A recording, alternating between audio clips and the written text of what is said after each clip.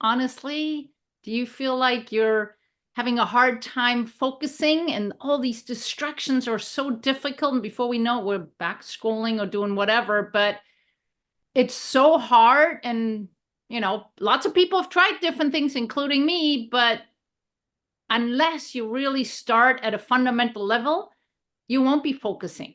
And that's what we're going to cover in this episode today, because one secret I'm throwing out right away is if you're not embracing where you're at, it's going to be very difficult to implement all these different strategies. So we're going to talk about strategies, but also about where you have to start to even implement those strategies if you want to be successful in focusing, avoiding distractions. I'm excited for this one. I'm Heike Fallon. I'm a certified high performance coach, and I help my clients with their self-leadership. And one big part is always about staying focused, getting things done, and being productive. Hi, I am Shannon Passalacqua, and I too am a coach, and I help women heal after miscarriages. I want to throw out a disclaimer about this video. We're talking about focus, and we're talking about how to not be distracted. And coming from someone who has ADHD, and this is for people who are neurodivergent, this is a really difficult topic to listen to and not feel shame, because that's how I always felt when people would say, well, just, focus on these times a day, this time of day, and da da da. And that was really hard for me until I realized that I had ADHD. And I think it's really important. We will have tools and tricks and stuff, but I think, as you say, embrace where you're at and figure out what works for you, because what works for me doesn't always work for you. And what works for the neurodivergent brain doesn't always work for, the quote unquote, like, normal brain. So let's do what works for you, notice what works for you, and implement those tools. And whatever works for me may not work today for me because of certain circumstances, but it may work for me tomorrow. So, for example, I'm definitely had a little harder time sleeping last night, so I'm very tired today. And we go out, I think the problem is always expecting that we need to be able to focus and, be able to crank it and be productive and stay focused.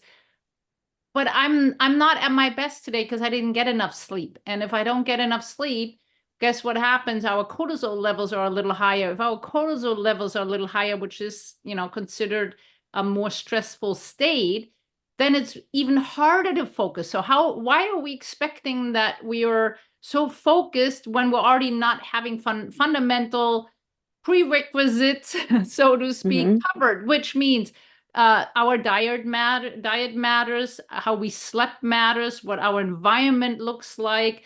All of those things matter to even be able to focus or have, so first thing is to take inventory, I think, where we at, and then embrace this by knowing, like, what are my expectations today? Can I really expect to be this focused today? Or like me, I know I have to implement a couple other strategies today in order to stay more focused. I have to be a lot more diligent with certain things that I may not have to do in other ways, because the bottom line is, in staying focused is very difficult because our brain is taking all input in from the environment, and it's constantly scanning and making sure we're safe.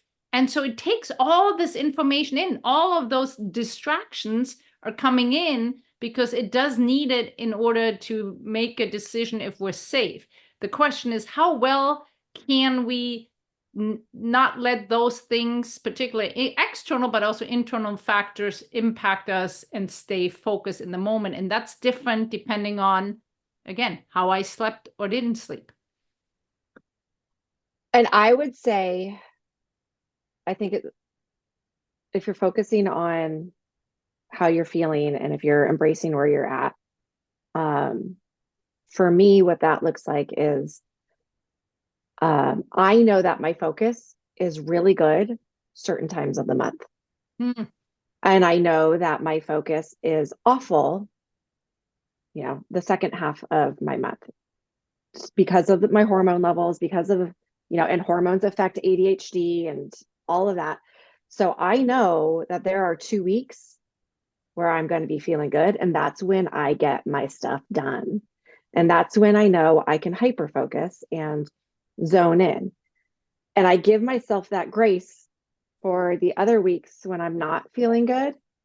I give myself the grace to know that, okay, I may not get as much done during this time, but I know that a little bit later I will be able to focus. So I think it's just important to recognize everything of what's going on in your situation. Yeah, so really take an inventory, being reflective, the self-awareness. Like for me, it's too like right after lunch, I might Mm-hmm. get a little bit of dip. I might not be the best time to be focused. And so if there's certain task I need to do, I know there's a certain time frame for me when to do that in the morning, and I also do a little better later in the afternoon again.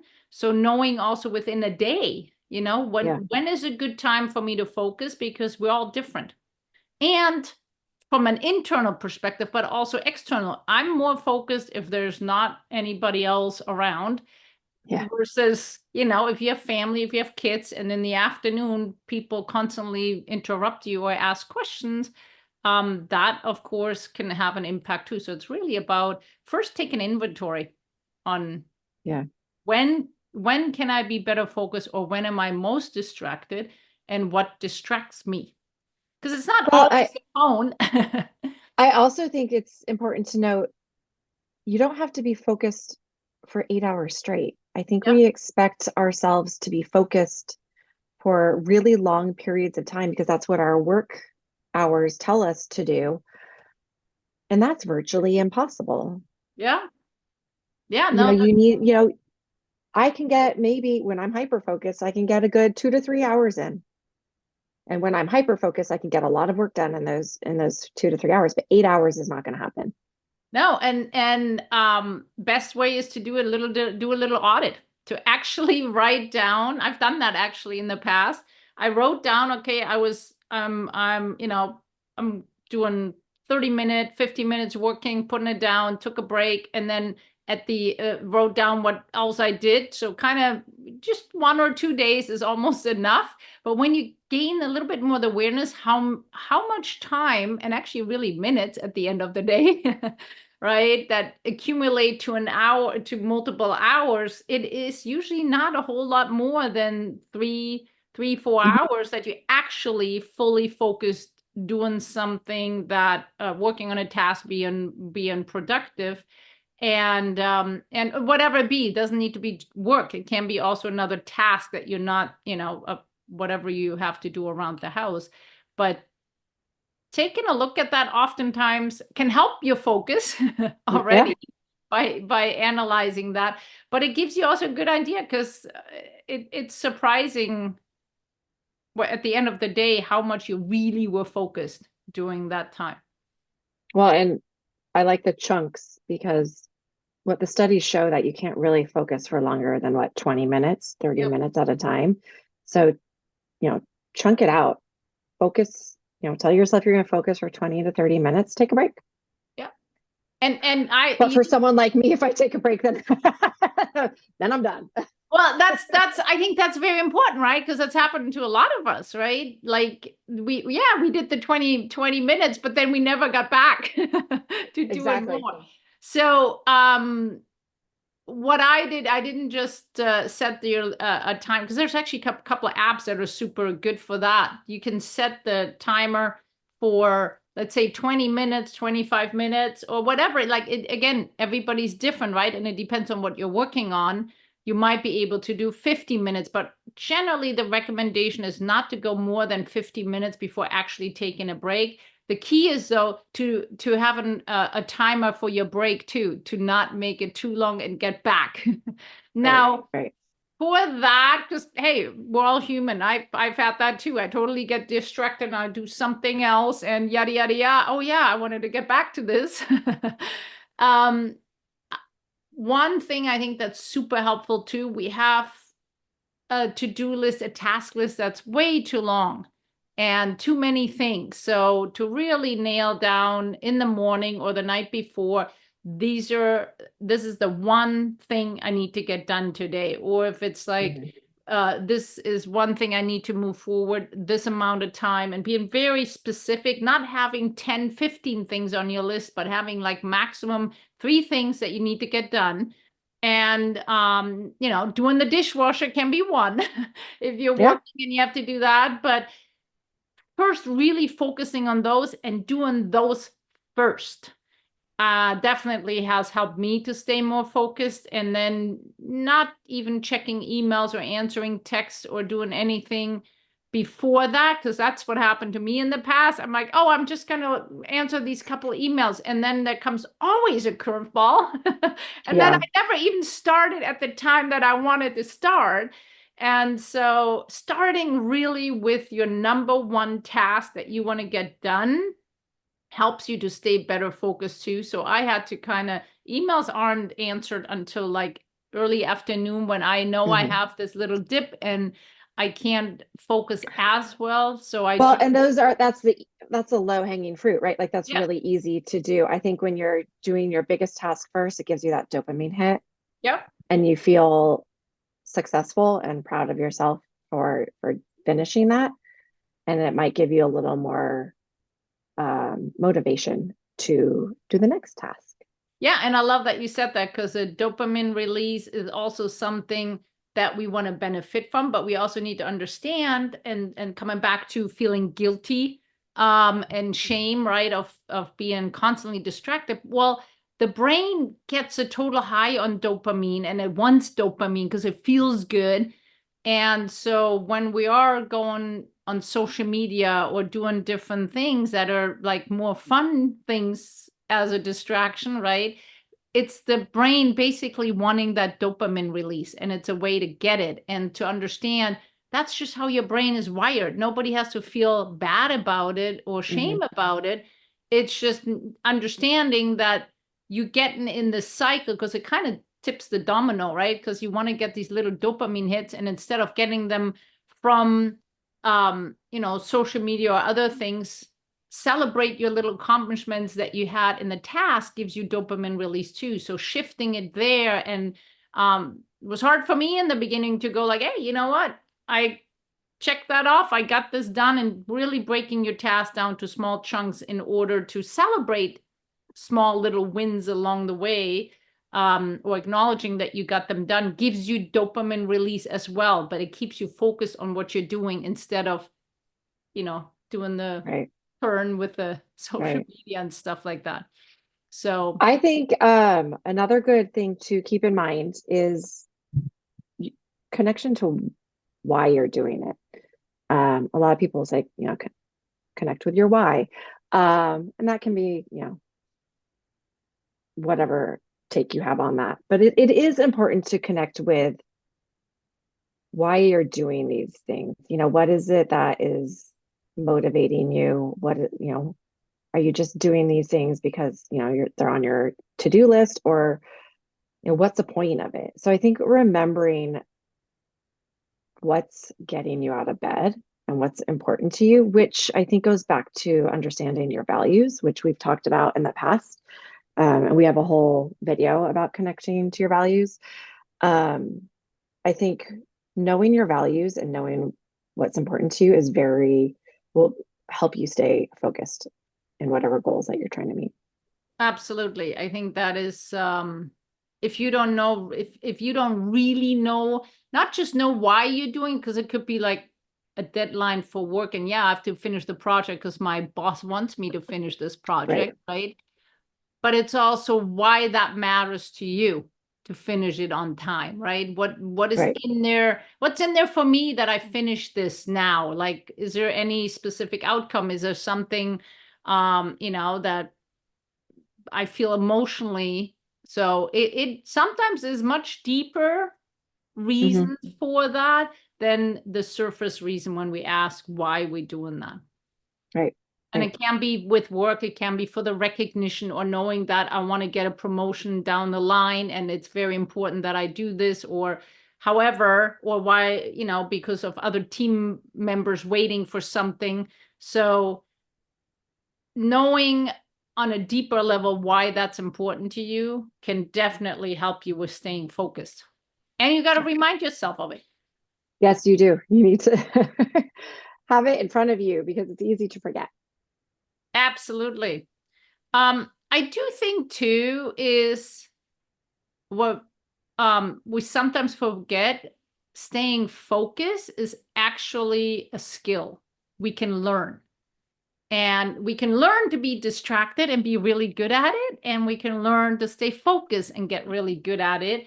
And so It's like a muscle that needs it's to be like, built. yeah, absolutely. And so the key is if we just do it occasionally with intention, it may not give us the output that we want. If we want to really have consistently focus, we do also need to practice it consistently, meaning we might have to do it on a daily basis. And here's one cool thing too. I think that's very important nowadays because we have so much stimulus from different things and how computers are working, and the eyes are constantly moving because of screens or swiping this way or swiping that way. One way you can actually train to be more focused, literally finding a focal point and looking at it for 2 minutes to start. Does it have to be further in the distance? You can actually mix it up, like you can look at something fairly close and then switch to further away and switch that, but I would start just one that's comfortable. It doesn't have to be much further away. I wouldn't go like here too close because then you're too long cross-eyed. Start with a few feet away, and literally stare at a specific target, and that's it. And I think that's really good because we do have, our phones are always, we're always so all over the place. It is really hard to focus. Yeah, watch people's when you see them, sitting and they're like this, and you see their eyes, how they constantly moving. It's crazy. Yeah, it's crazy though, for like in 1 minute, how much our eyes are moving. Even on the computer screen, they're not staying focused. No. And so we can train to stay focused by literally just staring at some specific target and practicing actually staying focused that way. Again, another thing is if your system is already at a fight and flight because of lack of sleep, because of chronic stress, because of pain, because of whatever else is going on, relationship issues, anxiety, depressions, or anything that, is a more overramped state, it is much harder to stay focused. And oftentimes you might need to, and ADHD falls into that too, right? You might have to really do first some exercises that calm your nervous system down, like specific breathing exercise. So longer exhalation usually helps to calm your nervous system down. There's lots of different breathing exercises out there that can be done, but finding one that works for you, and then first get your system calming down to a certain level, because we can't expect to be super hyper focused if our system is in a fight and flight mode. And I think that's really so important to first be okay with it. You know what? My system is at a fight and flight. I need to first calm down, take a break, do a breathing, do a meditation. Go for a walk. I always feel so much more focused after a walk. Yeah. So figure out what works for you, and then after you've done that, then you set yourself up to actually be able to focus better. And then your session. So I should go for a walk and then stare for 2 minutes. And then get going. Oh, you know what also helps? Huh? Popped into my head because I'm super focused. And we've mentioned this before. I think we mentioned it, a couple of times, are the binaural beats. I don't know if I say that correctly, but listen to certain sound waves helps you focus. Yep. Absolutely. Yes. So if I'm having a really difficult time where and I have to remind myself, sometimes I forget that those things exist. I'll go on YouTube and just find, the binaural beats that I like. And Yeah.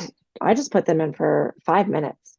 Again, yeah. I mean, those are great strategies. There's lots of different things. That's what I teach my clients usually, different strategies for all kinds of ones that to calm your nervous system down.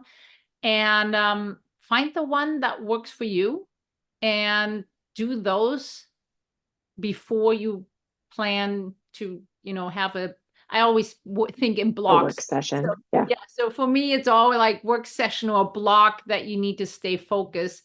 But I think that's very important because we can't expect to just hop in and be surprised if we're distracted. I think that's actually a great way to start your morning. Wake up, drink your coffee, stare for 2 minutes, stare out the window. I thought you mean steering the coffee. No, not stir, stare out the window Yeah. for 2 minutes. Yeah. Well, for me, yeah. So my morning, I don't have that in my morning routine, but I do have in my morning routine to figure out what are my number one tasks. I call them the needle movers, right? What are the things that are most important to me that need to get done and work on those first. Um, so I think with that also setting, realistic expectations in general, right? To where Mhm. we at and what can be done. Um, and that will definitely set you up for better success and not beat yourself up if it doesn't work out. Just recognize it, right? We Yeah. all get sucked. I get sucked into it, like sitting on the sofa, and before I know it, I'm like, oh my God, I've been reading whatever here for like 45 Right. minutes. And Yeah, I do it, and I didn't know that mine was ADHD, but now that I know, I can recognize it and go, oh, okay, I know what I'm doing. And yeah, I now that I can recognize it, I can change it. yeah, and there's all kinds of ways to that I think most people know is obviously setting screen time on your phone. I have that on mine. It shuts off certain apps because otherwise, Yeah. you don't realize what time it is. And so I think those type of strategies are super helpful too. So but understanding it's a habit, it's a skill, it's a habit that we can create, staying more focused and um, I love eliminate, that. We can build up our muscles. build up the muscles of staying focused, helps us to avoid the distraction. And one last thing, I know I said it briefly, like setting up your environment, I think is huge too. Depending on who you are and recognizing what you need. Like Yeah. some people can work from home and can stay focused, other people cannot. And I know a few that, they're like, no, I need to be in an office where there's nothing else. This is my space where I'm working. Hmm. Um, or, if it's a lot of clutter that can be distracting just visually, if it's not, if there's just too much around. So setting up your environment a little bit more um, focus friendly.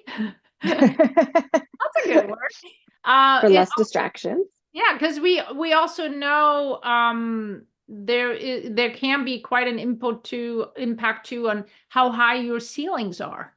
Like if you're in a room with high ceilings, which is called the cathedral effect, you may be more creative and not quite as focused versus if you're in a smaller room that is a little more packed. I mean compact, not packed, compact. You might have a better time staying focused. So Huh, yeah. So it's there's interesting. yeah, there's done some research done on that.